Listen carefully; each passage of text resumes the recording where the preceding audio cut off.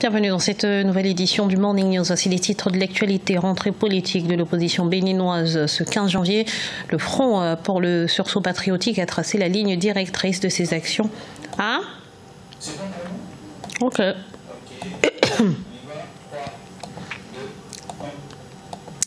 Bienvenue dans cette nouvelle édition du Morning News. Voici les titres de l'actualité. Rentrée politique de l'opposition béninoise ce 15 janvier. Le Front pour le sursaut patriotique a tracé la ligne directrice de ses actions à mener en 2019. La Tunisie qui a commémoré ce 14 janvier le 8e anniversaire de sa révolution, un anniversaire sur fond de célébration pour les uns et de pessimisme pour les autres. Gros plan dans ce journal. Et puis c'est un des projets phares du plan Sénégal émergent. Le train express régional a été inauguré ce 14 janvier par le président Macky Sall. Il permettra de rallier les villes de Diamniadio et Dakar en seulement 50 minutes. Mais avant de développer ces titres, les pro-Gbagbo devront faire preuve de patience.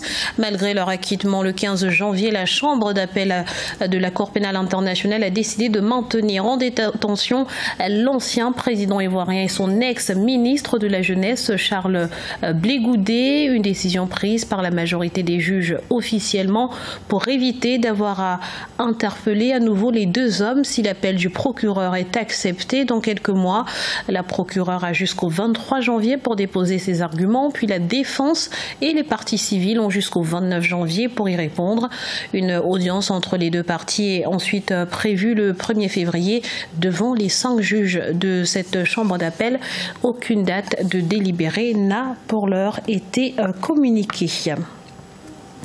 Au Bénin, le Front pour le sursaut patriotique a fait sa rentrée ce mercredi à Cotonou à l'occasion de définir ses axes d'intervention pour l'année 2019.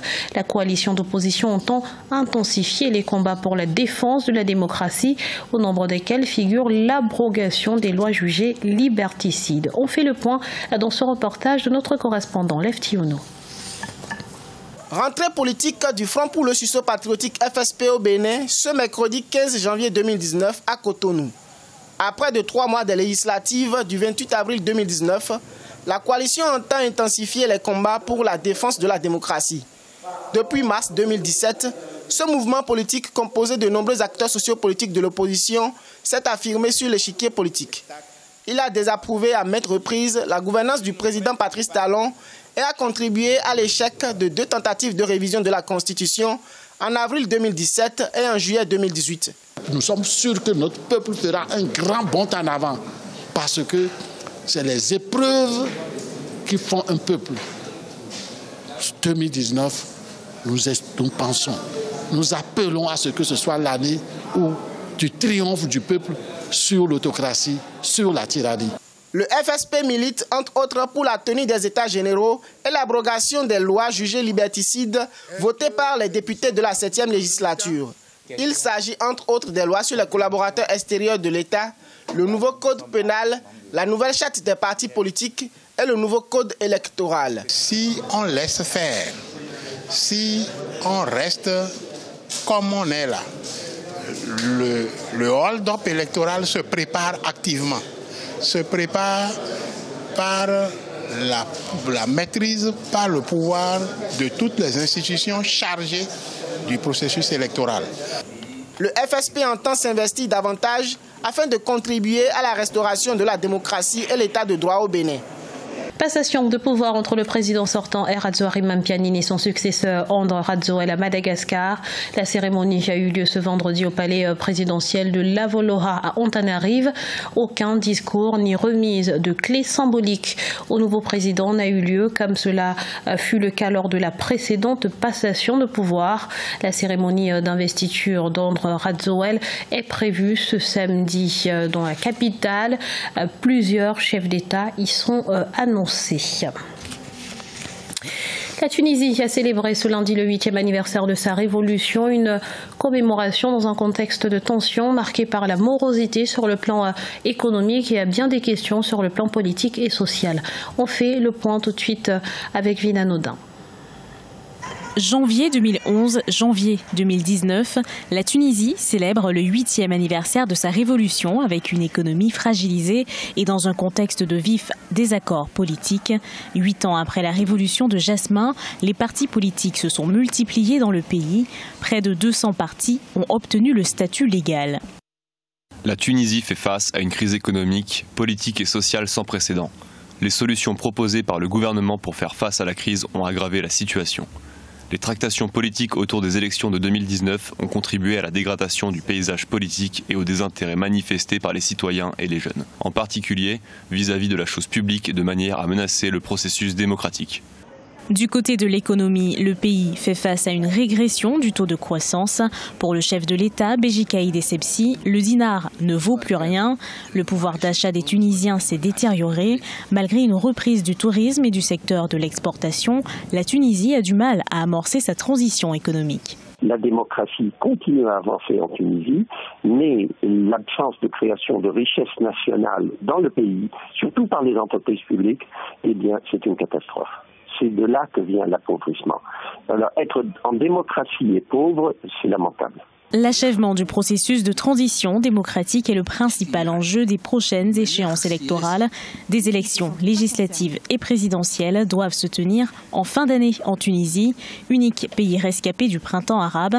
Béji Caïd Essebsi n'a pas encore indiqué s'il serait candidat à un deuxième mandat. Au Rwanda, la détresse des agriculteurs et éleveurs victimes d'inondations et de sécheresse a poussé le gouvernement à lancer la phase pilote du programme d'assurance récolte. Le projet d'une durée de 7 ans s'étale jusqu'en 2024. Explication avec Neil et Claude Bessa.